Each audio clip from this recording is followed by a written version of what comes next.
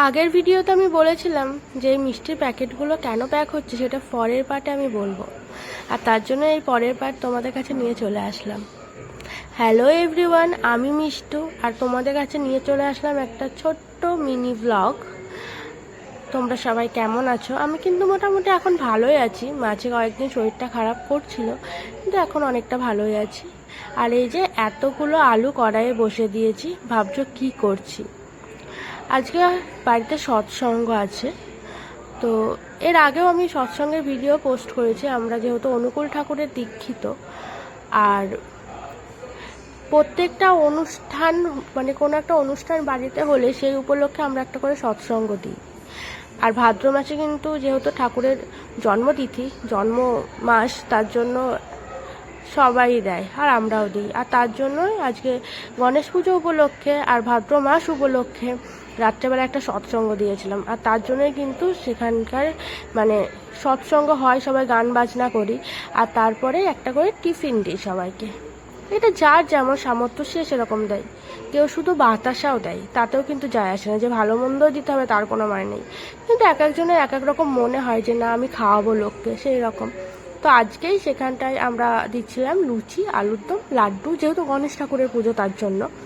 আর তার জন্যই কিন্তু আমি আলুর দম বসিয়ে দিয়েছিলাম একা একা। আমার কিন্তু বিশাল ক্ষমতা, ঠিক আছে, যে এতগুলো মানে মানুষের জন্য আলুর দম আমি নিজেই বসিয়ে দিয়েছি সাহস করে। আর এখানে কিন্তু আমি নাড়তে নাড়তে, এটা হচ্ছে আমার দেওর, আমি বলছিলাম যে এই নাড়ো, কারণ আমি আর পাচ্ছি না বৌদিকে কত কষ্ট দেবে। যাই হোক, ইয়ার্কি পাচ্ছিলাম ওর সঙ্গে। আর ও রান্নাটা মানে এইসব রান্না টান্না হেল্প করতে ভালোবাসে। আর ওখানে কিন্তু ময়দা মাখা হচ্ছিল, তোমরা তো দেখলেই। ময়দাগুলো সব লুচি হবে, তার জন্য অতগুলো ময়দার মনে হয় 5 কেজি ময়দা ছিল। আর এখানে কিন্তু আমার আলুর দমটা অলমোস্ট কমপ্লিট, মানে কমপ্লিট হয়ে গেছে, অলমোস্ট না। আর কালারটা এরকম আসছিল কেন জানি না, মোবাইলে রোদের জন্য না কোয়ালিটির জন্য আমি বলতে পারবো না, কিন্তু কালারটা কিন্তু খুব সুন্দর হয়েছিল। আর সবাই বলেছে ভালো হয়েছিল খাওয়া দাওয়ার। আমি আর নিজের রান্নার কি আর প্রশংসা করবো যদিও।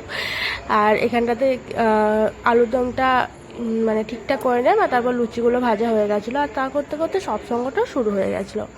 তারপরে কোনো ভিডিও নিতে পারিনি লুচি ভাজার, কারণ খুব ব্যস্ত ছিলাম। বাড়িতে একটা কোনো অনুষ্ঠান হলে জানোই তো কত ব্যস্ত থাকে। আর এখানে সবাই কিন্তু চলে এসেছে, অনেক মানুষ হয়েছিল। আর এত মানুষ এসেছে বলে কিন্তু আমাদের খুব মানে আমরা খুব খুশি হয়েছি।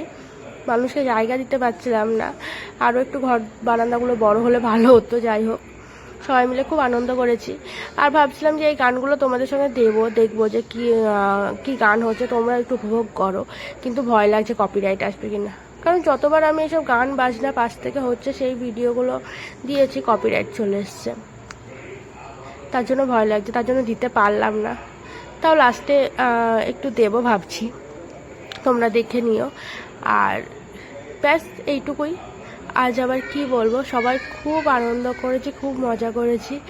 আর তারপরে সৎসঙ্গ জয়গুরু গান করে বক্তৃতা দিয়ে সৎসঙ্গটা শেষ হয়েছে। আর সবাই ভীষণ আনন্দ করেছে। সত্যি বাড়িতে একটা অনুষ্ঠান হলে যেরকম কষ্ট খাটনি আছে, সেরকম কিন্তু আনন্দ পাওয়া যায়। আর আমি ওই যে ঘরে খাটের উপর বসেছিলাম, মানে নিজে জায়গা হচ্ছিল না তার জন্য, এমনি এমনি না।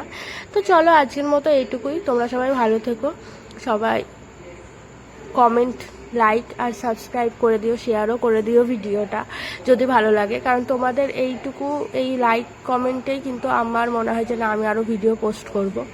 তো চলো টাটা, আজকের মতো সবাই ভালো থেকো, টাটা।